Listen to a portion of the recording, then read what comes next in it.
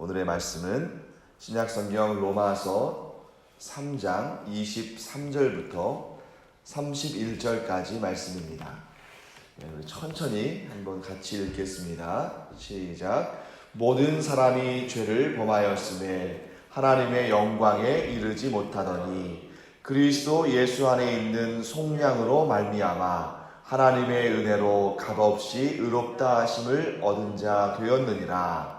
이 예수를 하나님이 그의 피로써 믿음으로 말미암는 화목제물로 세우셨으니 이는 하나님께서 길이 참으시는 중에 전에 지은 죄를 간과하심으로 자기의 의로우심을 나타내려 하심이니 곧 이때에 자기의 의로우심을 나타내사 자기도 의로우시며 또한 예수 믿는 자를 의롭다 하려 하심이라. 그런즉 자랑할 때가 어디냐 있을 수가 없느니라. 무슨 법으로냐 행위로냐 아니라 오직 믿음의 법으로니라. 그러므로 사람이 의롭다 하심을 얻는 것은 율법의 행위에 있지 않고 믿음으로 되는 줄 우리가 인정하노라. 하나님은 다만 유대인의 하나님이시냐 또한 이방인의 하나님은 아니시냐. 진실로 이방인의 하나님도 되시느니라. 할례자도 믿음으로 말미암아 또한 무할례자도 믿음으로 말미암아 의롭다 하실 하나님은 한 분이시니라. 그런즉 우리가 믿음으로 말미암아 율법을 파기하느냐 그럴 수 없느니라. 도리어 율법을 굳게 세우느니라. 아멘. 오늘 본문의 말씀은 아마 로마서 전체 가운데서도 가장 우리에게 잘 알려지고 또 복음의 핵심으로 우리가 자주 인용도 하고 또 묵상도 하고 또 복음을 전할 때도 자주 우리가 또 이 말씀들을 전하기도 합니다. 근데 이제 사도 바울의 이 글들을 그냥 보면은 쭉 보면 알 듯하죠. 그 내용들이 분명하고 무슨 내용인지 우리가 또 이해하기가 처음에는 어렵지 않은 것처럼 보이는데 이 말씀들을 찬찬히 보면 볼수록 그 말씀이 결코 그렇게 쉽게 우리에게 또 이해될 수 있는 그런 말씀들이 또 아니라는 걸 알 수 있습니다. 그 얘기는 이 복음이 분명하지 않다는 얘기가 아니라 그 복음이 얼마나 풍성한가를 말씀드리는 거죠. 그래서 이 복음의 말씀은 아주 논리적으로 굉장히 아주 잘 짜여져 있는 그런 말씀일 뿐만 아니라 그 말씀을 그렇기 때문에 우리가 아주 꼼꼼하게 잘 분석하면 할수록 그 복음의 풍성함을 더 정확히 또 더 풍성하게 알 수 있습니다. 먼저 우리 23절 말씀 보실까요?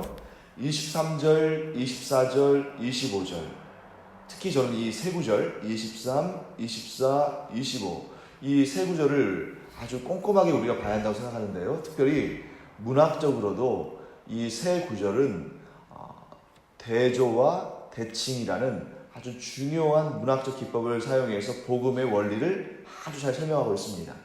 그래서 여러분들이 혹시 이제 펜을 가지고 계시거나 한다면 이렇게 표시를 해두면 좋을 것 같은데요. 예를 들면 23절 말씀에는 모든 사람이 죄를 범하였음에 하나님의 영광에 이르지 못하더니 우리가 평소에 굉장히 익숙하게 또 듣고 또 우리가 익숙하게 읽는 그런 구절입니다만 여기에 어떤 두 가지 중요한 개념이 대조를 이루냐면 죄와 하나님의 영광입니다.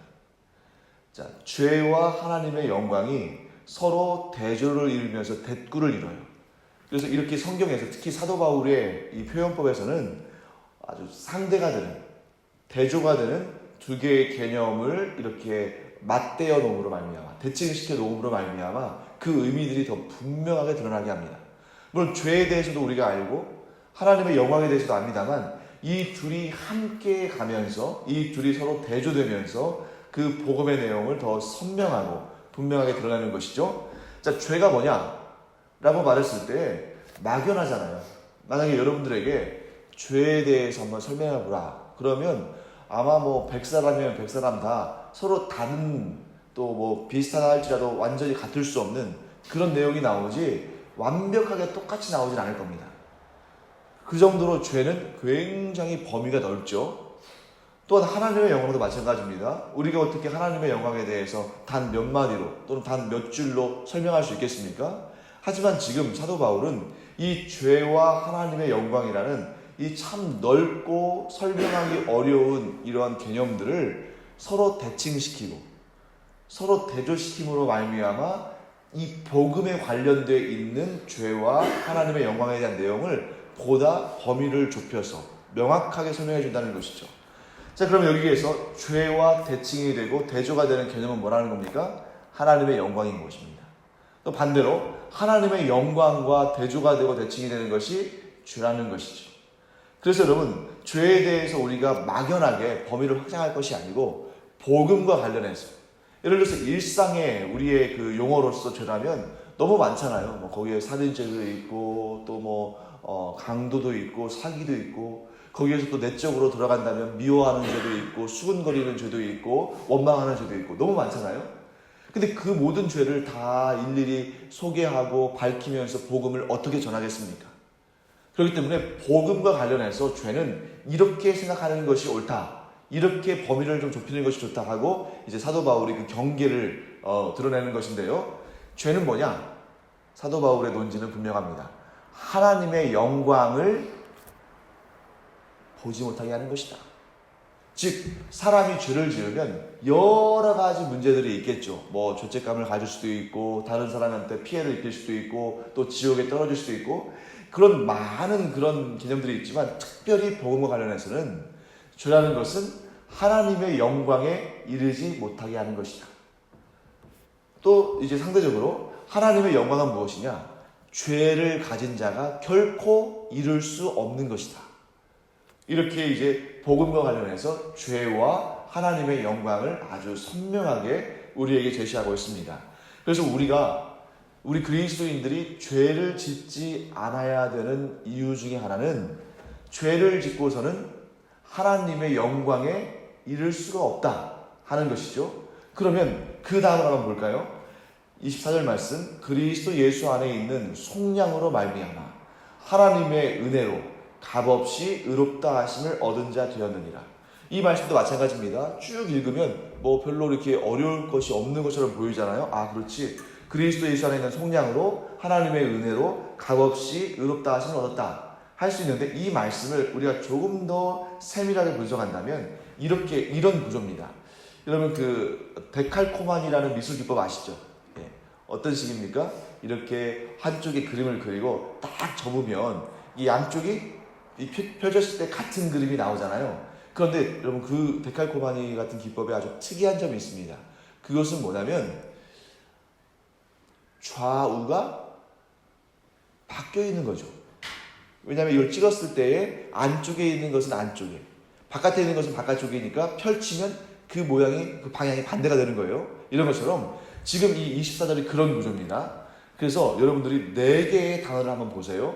속량, 하나님의 은혜, 그 다음에 값없이, 그 다음에 의롭다 하심. 이 4개의 키워드가 있어요. 24절에는 속량과 하나님의 은혜, 그 다음에 값없이 의롭다 하심. 이것을 데칼코마니적으로 우리가 본다면 가운데에 있는 2개의 핵심어가 서로 연결되고 바깥쪽에 있는 2개의 단어가 또 연결되겠죠. 그래서 속량과 연결되는 단어는 값없이가 아니고 의롭다 하심입니다.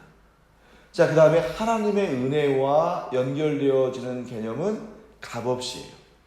자, 그래서 짝이 어떻게 됩니까? 바깥쪽에 있는 속량과 의롭다 하심. 또 다른 짝은 어떻습니까? 안쪽에 있는 하나님의 은혜와 값없이. 자, 왜냐하면 하나님의 은혜는, 그 은혜라는 말씀이 뭐예요? 값없이 주어지는 선물입니다. 그러니까 무엇인가 대가를 지불하는 것을 가지고 우리가 선물이라고 하지 않잖아요.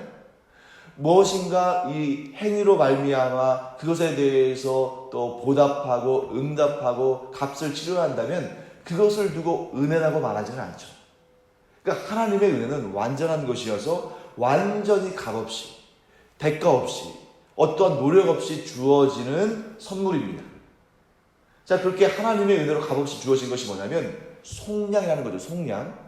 자, 속량과 이제 의롭다 하심이 서로 연결이 되는데, 여러분 여기서 속량이라는 말은 아마 여러분과 제가 이제 그리스도인으로서 성경책을 읽고 그 개념들을 많이 들어서 속량하면 조금 이렇게 어렵지 않게 또 친숙하게 여길지 모르지만 아마 여러분들이 기독교에 대해서 모르고 성경을 읽어보지 못한 사람에게 속량이라는 단어를 쓰면 못 알아들을 거예요. 평소에 여러분들이 신앙생활을 하면서 교회에서 성경을 읽으면서 이렇게 말씀으로 교제하는 그런 경우 빼고 이 세상에 나가서 일반적인 사회에서 여러분들이 속량이라는 단어를 써본 적이 있습니까? 아마 한 번도 없을 거예요. 그러니까 우리가 이 믿음의 언어로 이 속량이라는 단어에 익숙하지만 일반 세상에서는 속량이라는 단어를 거의 쓸 일이 없습니다. 그러니까 사실 여러분과 제가 속량이라는 단어를 보기도 하고 읽기도 하고 배우기도 했겠습니다만 이 개념을 정확히 아는 사람이 그렇게 많지 않습니다. 속량이라는 단어를 이해하려면 우리가 어디로 시간 여행을 해야 되면 고대 사회로 옮겨가야 돼요. 최소한 중세까지. 그래서 여러분 우리가 가끔씩 이제 그 로마 시대를 배경으로 하는 또는 고대 사회를 배경으로 하는 그런 영화들을 보면 노예시장이 나오잖아요. 노예시장. 그래서 노예시장이 딱 나오면 이런 시장 같은데 이렇게 단을 세워놓고 그 위에 사람을 판매합니다. 저기 먼 나라에 또는 또 속국이죠. 그런 나라에서 사람들을 이렇게 데려다가 강제로 데려왔겠죠.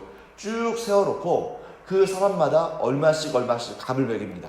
이 사람이 힘이 좋고 젊다 그러면 보다 높은 가격을 매길 것이고 그렇지 않다면 보다 낮은 가격을 매기겠죠. 그러니까 사람을 물건 취급하는 겁니다. 자, 그런데 이 사람들의 운명은 바로 그 시간에 결정되는 거죠. 정말 악독하고 정말 못된 주인을 만나면 평생을 괴롭힘을 당해야 되고 심지어 죽어도 뭐라고 항변할 수 없는 그러한 정말 괴로운 인생이 시작되는 것이죠. 반면에 정말 좋은 주인을 만나면 종이라는 신분임에도 불구하고 어떻습니까? 편안히 살고, 왜냐면 주인이 부유할수록 또 자유인이라 할지라도 가난하면 흉년이 들면 굶어 죽을 수밖에 없을 텐데 비록 신분은 종이지만 주인이 아주 부자고 거기에다 인격적으로 잘 대해준다면 얼마나 좋은 일입니까? 그런데 고대에는 이런 풍습이 있었어요. 어떤 풍습이냐면 사람을 노예로 부리다 보면 그 사람의 생명을 막 주인이 좌지우지할 수 있잖아요. 그런데 간혹 가다가 정말 드물게라고 말씀드리는 이유는 정말 그런 일들이 별로 일어나지 않았으니까 정말 드물게는 어떤 사람이 돈 많은 사람이 이 사람의 몸값을 지불하고 이 사람을 자유자로 풀어주는 경우가 있습니다. 그러니까 노예였던 사람이 하루아침에 이 주인의 은혜로 말미암아 자유인이 되는 거예요. 그런데 그것보다 더 희귀하게 정말 사람이 상상할 수도 없는 그런 일들도 가끔씩 일어나는데 이게 뭐냐면 이 사람의 이 노예의 몸값을 지불해서 자유자가 되게 하였을 뿐만 아니라 자기의 양자로 삼는 경우가 있는 겁니다. 그렇게 됐을 경우에는 정말 그 이방인 그리고 식민 지배를 받던 나라에서 끌려온 그래서 평생토록 자기의 생명줄이 주인의 손에 걸려있는 그래서 언제 죽을지도 모르는 그런 고생하는 인생이 어느 날 아침에 그 모든 몸값이 지불되어지고 자유자가 되었을 뿐만 아니라 그 주인의 아들이 되어서 그 주인의 모든 재산과 지위를 상속받는 이런 정말 상상도 할 수 없는 그 끌려온 노예로서는 정말 감히 상상도 할 수 없는 일들이 일어날 때가 정말 간혹 있다는 거죠. 바로 그런 개념으로 속량을 보는 것입니다. 그래서 속량을 받으면 어떻게 되는 겁니까? 자기의 몸값이 지불되어지고 의롭다. 자, 여기서 의롭다는 개념은 죄가 하나도 없다, 죄 없이 여김을 받다 이런 뜻입니다만 이 노예와 관련돼서는 뭐예요? 완전한 신분의 변화. 그러니까 여기서는 뭐겠습니까?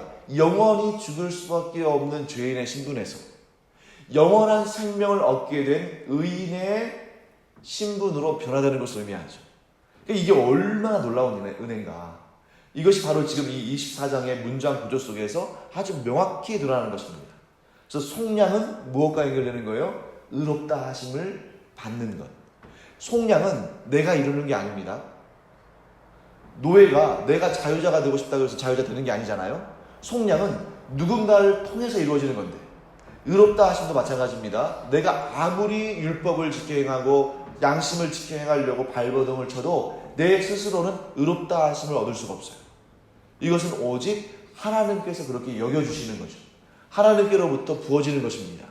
그래서 속량과 의롭다 하심, 그리고 하나님의 은혜와 값없이, 이런 개념들이 아주 중요하게 등장합니다. 그래서 25절 말씀 보시면 이 예수를 하나님이 그의 피로써 믿음으로 말미암는 화목제물로 세우셨으니 라고 이제 말씀하는데요.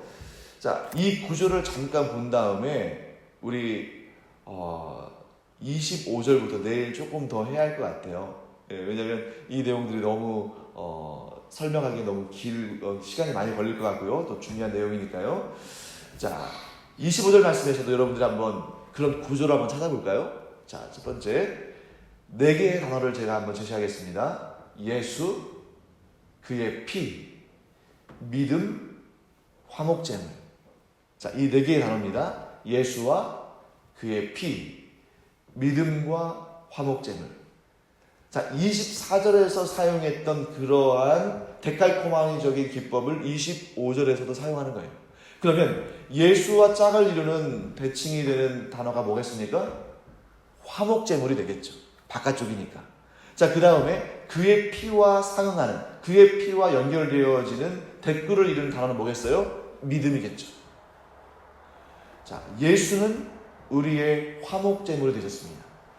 그런데 우리가 구원을 받는 방식은 뭐냐면 그의 피를 믿음으로 말미암는 것입니다.